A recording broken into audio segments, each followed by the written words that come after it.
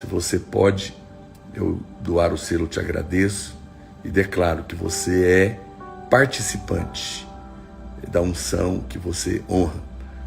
Quando você faz isso, eu me sinto honrado e oro para que Deus te abençoe grandemente, tá bom? Hoje dia 27, obrigado, querida Tani Rô, Deus abençoe seu dia, obrigado, meu amado Ícaro, um abraço para você também, saudades, Deus abençoe os irmãos. O texto de hoje, muito precioso, aqui do nosso livro, né? Se você tem o livro, você pode abrir aí no dia 27 de agosto,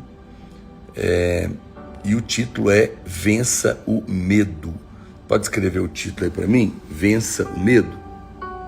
Escreve aí, Vença o Medo. Todo mundo escrevendo aí, Vença o Medo.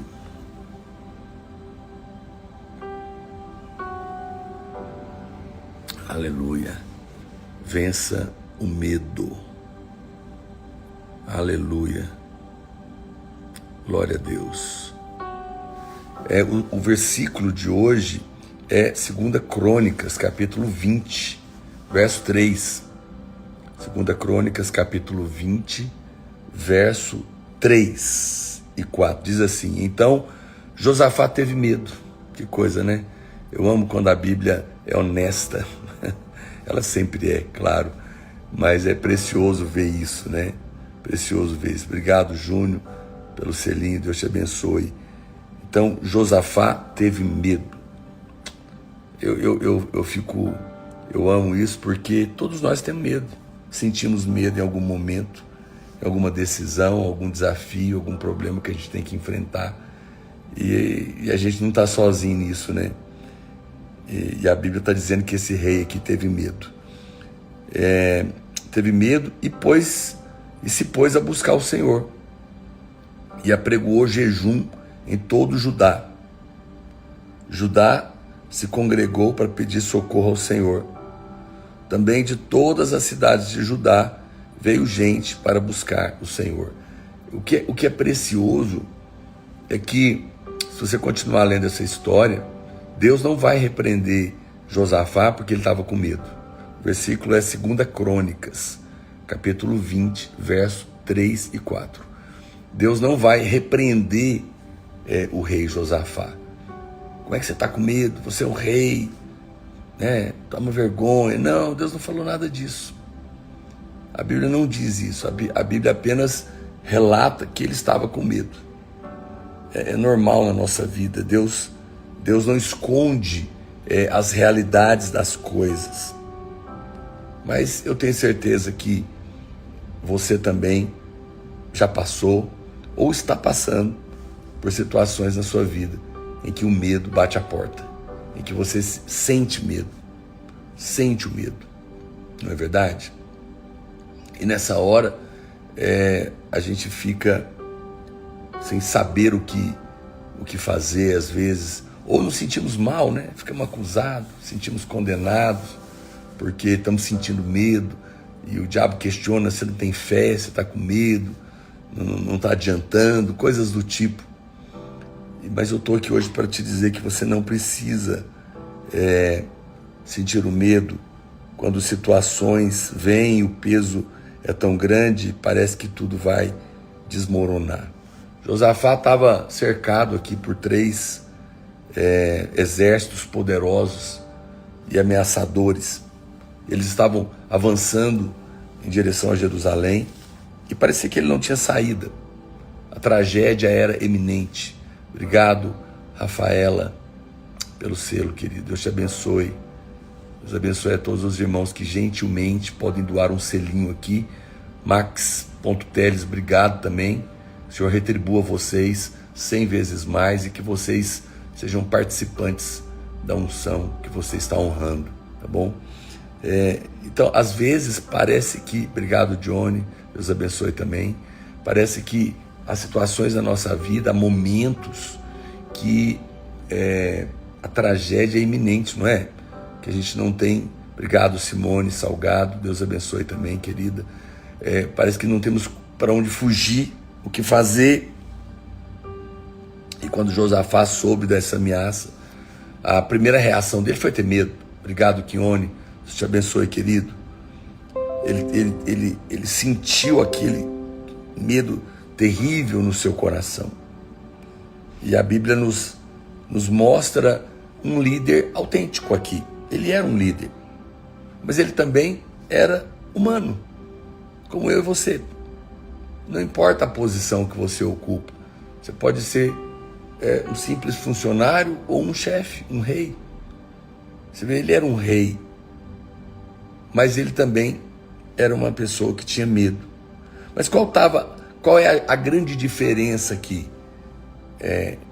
O problema não é o medo, de fato não é, mas sim a reação que nós tomamos diante do medo.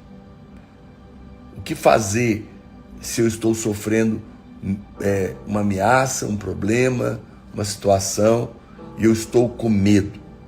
Eu vou apenas me esconder? O que eu devo fazer? A Bíblia claramente mostra algo tremendo que ele fez aqui. Mesmo temendo, a primeira coisa que Josafá fez foi buscar o Senhor.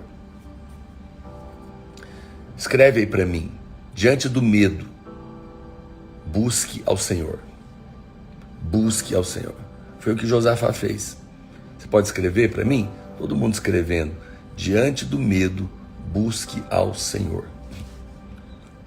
Diante do medo, busque ao Senhor.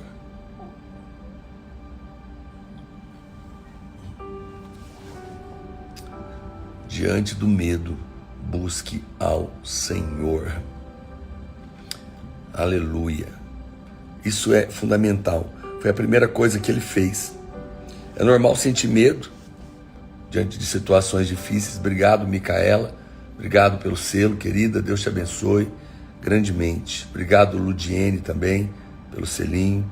O Senhor abençoe sua vida. É normal sentir medo diante de situações difíceis, mas a lição aqui é essa: quando o medo vier, em vez de fugir de Deus, em vez de ficar desapontado, busca Ele. O Senhor não é o autor dos seus problemas. Ele é o autor e o consumador da sua fé, da sua vitória e do seu sucesso. Escreve aí para mim: o Senhor não é o autor dos meus problemas, vírgula. Ele é o autor e consumador da minha fé e da minha vitória. Você pode escrever isso?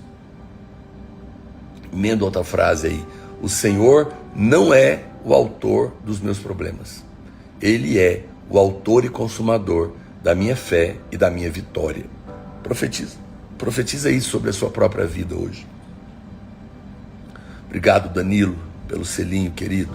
Deus te abençoe aí grandemente. O Senhor não é o autor dos meus problemas. Ele é o autor e o consumador da minha fé e da minha vitória. Eu creio nisso. Eu creio nisso. Se você crê também, aleluia. Então, Josafá nos mostra que é possível sentir medo e ao mesmo tempo buscar Deus. Então, quando você se sentir acuado, você não sabe para onde ir, está sem esperança, lembra disso, busca Ele. Ele não condena você por ter medo, tá bom?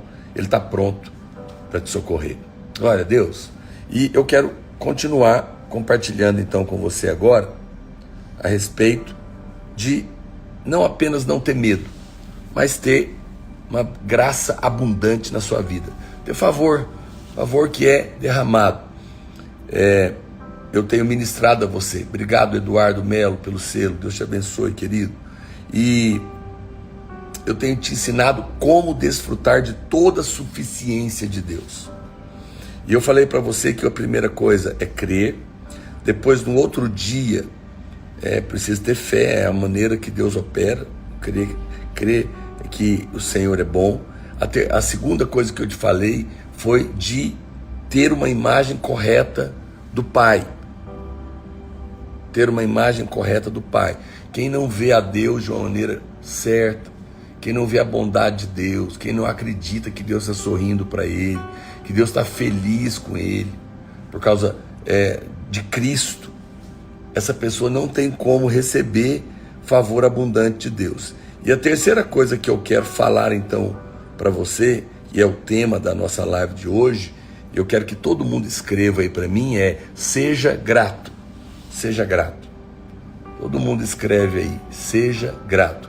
Esse é o tema que eu quero explorar um pouquinho mais aqui com você nos próximos 15 minutos. Seja grato. Pode escrever aí? Seja grato. Deus abençoe a sua vida. Deus abençoe a todos os irmãos aí que gentilmente estão doando um selinho. Que o Senhor te retribua 100 vezes mais, tá bom? Ó, gente, lembrando que semana que vem a gente vai ter um mega lançamento. Prepare-se. Nós vamos lançar aqui em Goiânia, na Conferência de Pastores e Líderes, e também no Estado de Serra Dourada, o nosso devocional na presença do Pai 2025. É totalmente novo, 365 novas mensagens.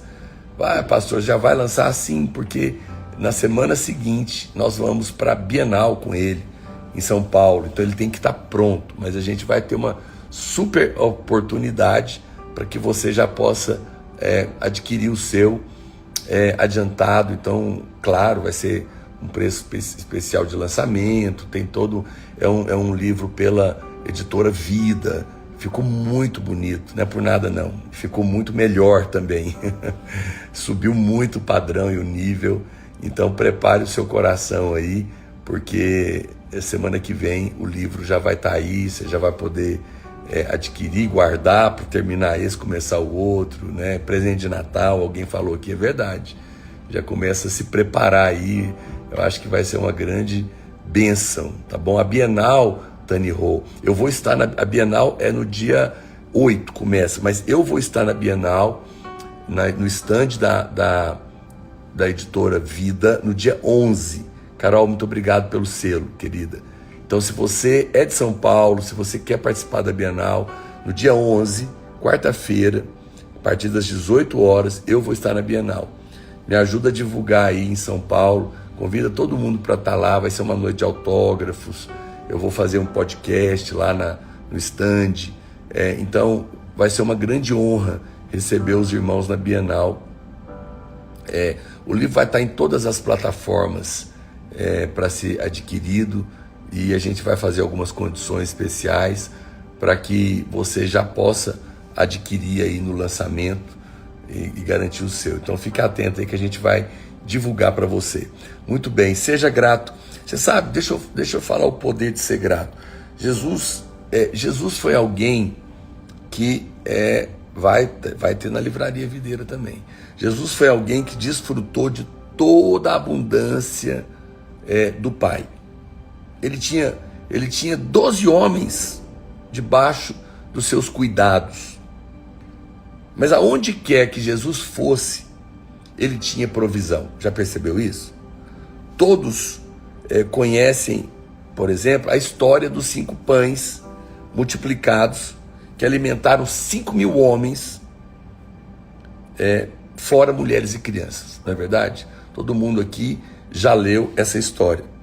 Mas olhando para eles, olhando essa história, e a gente vê que Jesus olhando para os discípulos, lá em Mateus, capítulo 15, verso 32, para quem está anotando, Mateus 15, 32, olha o que a Bíblia diz: tenho compaixão dessa gente, porque há 3 dias que permanecem comigo, e não tenho o que comer, e não quero despedi-la em jejum, para que não desfaleça pelo caminho.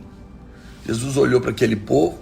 Obrigado, locutor Faustão, pelo selinho. Deus abençoe a sua vida, em nome de Jesus.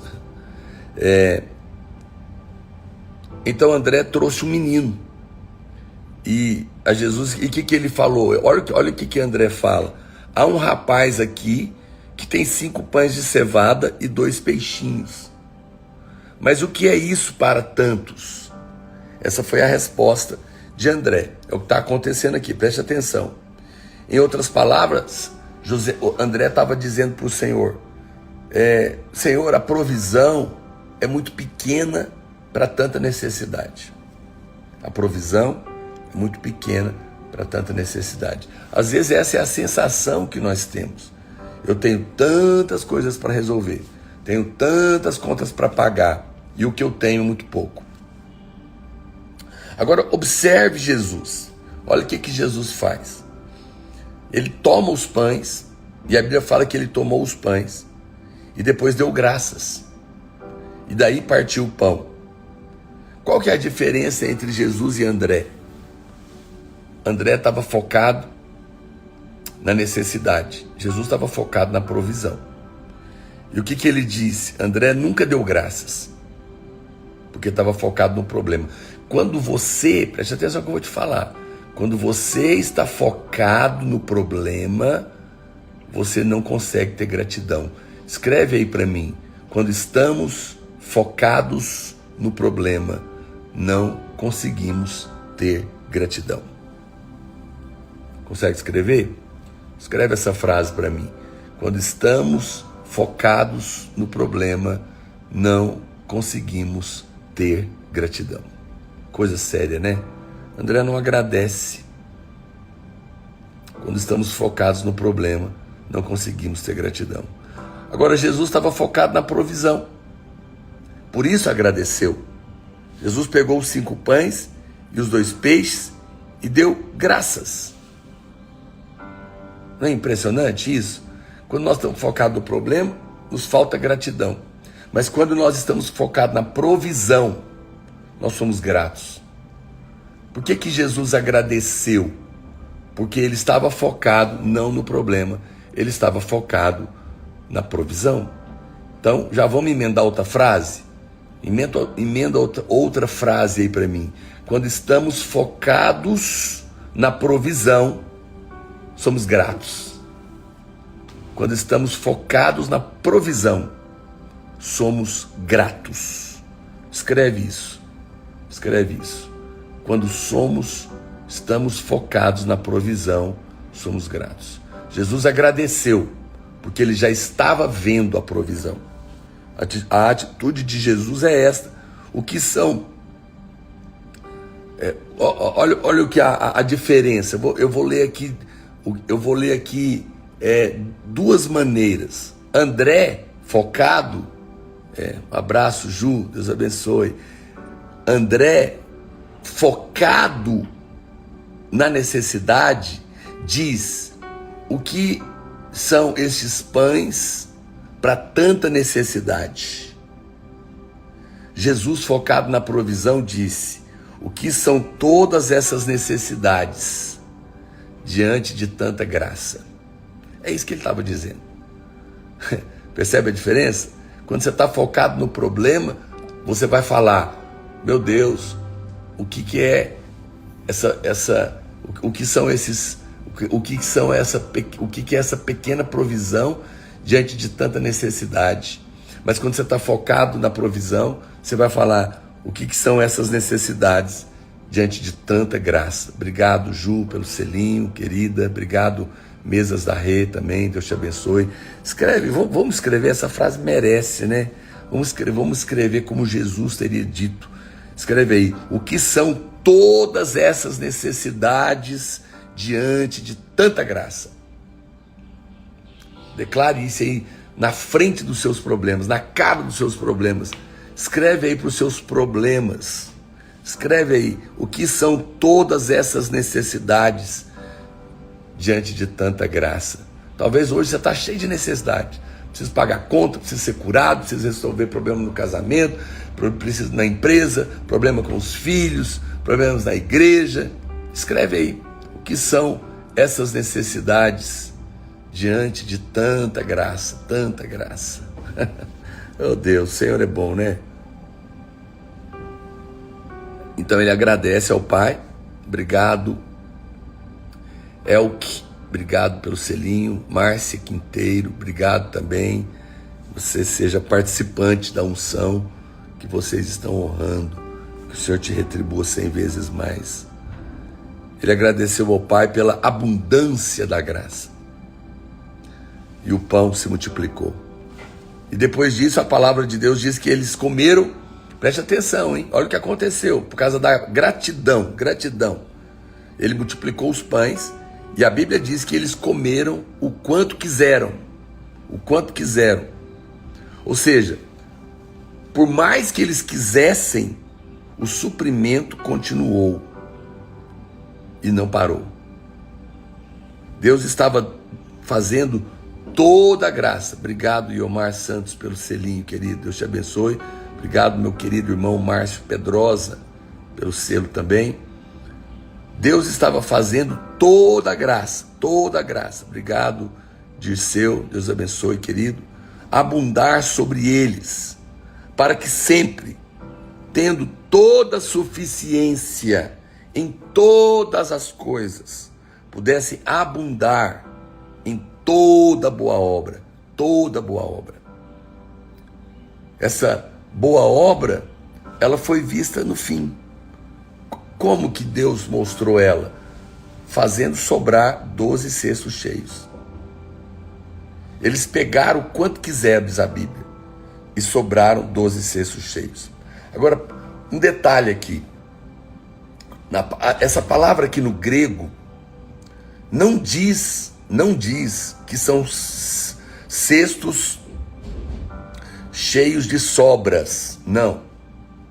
Não são cestos cheios de sobras. São cestos cheios que sobraram. Há uma diferença aqui. Ou seja, não era pão que eles comeram e largaram. E aí eles recolheram os pedaços e juntou. Não. Eram cestos cheios de pães que ninguém tinha tocado. Deus não tem sobra para você. Deus tem abundância da graça para você. Uau, essa frase merece ser escrita. Escreve aí para mim. Deus não tem sobras para mim. Ele tem abundante graça. Abundante graça. Você pode escrever? Deus não tem sobras para mim. Ele tem abundante graça. Meu Deus, eu senti fé aqui no meu coração agora. Deus não tem sobra para você. Ele tem abundante graça. É fascinante. É fascinante a palavra de Deus. E é mais fascinante ainda ver que alguns versículos depois, o Espírito Santo, referindo-se a esse acontecimento, em João, no capítulo 6, verso 23, para quem estiver anotando, João 6, 23, ele diz: perto do lugar onde comeram o pão, tendo o Senhor dado graças. Tendo o Senhor dado graças. Paz do Senhor, querida Ângela. Um abraço para o Alessandro. Veja que de todas as coisas que aconteceram naquele dia, o Espírito Santo fez questão de mencionar o fato de o Senhor ter dado graças pelos 5 pães e 2 peixinhos. O Senhor se alegra quando nós dizemos o que é essa necessidade perto de tanta graça disponível. Deus fica feliz quando você hoje olhar para todos os seus problemas. Obrigado, Paula Santos, pelo selo, querido. Deus te abençoe. Deus fica muito feliz quando você que é filho amado. Obrigado, Estúdio Jane. Deus te abençoe. Você que é uma filha querida, que está passando um monte de problemas. Olha para todas as necessidades e em vez de reclamar, você diz: Senhor, o que é essa necessidade perto de tanta graça disponível para a minha vida? Vamos escrever isso mais uma vez? Escreve. Você tá com. Eu imagino que todo mundo aqui tem alguma necessidade ou muitas. Escreve aí. O que são? Vamos escrever assim.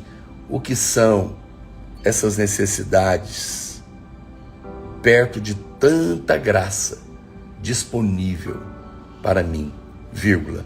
Obrigado, Senhor. Obrigado, Senhor. O que são essas necessidades perto de tanta graça disponível para mim? Obrigado, Senhor. Escreve isso, meu Deus do céu. Bom, gente, eu quero reiterar o convite para você. Não sei se a Ju está aí.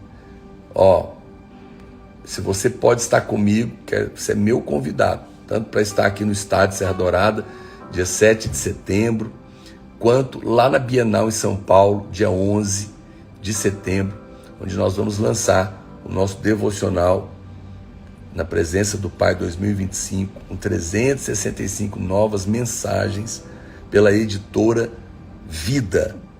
E vai ser uma grande honra, uma grande alegria ter vocês comigo nesse lançamento, seja em Goiânia, no estádio Serra Dourada, dia 7 de setembro, ou lá na Bienal em São Paulo, dia 11 de setembro à noite. Tá bom? Eu vou deixar aqui salvo o link da bio dessa live de hoje. Foi tremenda. Compartilhe nos grupos, convida pessoas para participar conosco, porque você pode abençoar muita gente. Tem um dia maravilhoso, descansado, tem provisão para você. Deus te abençoe e fica na paz.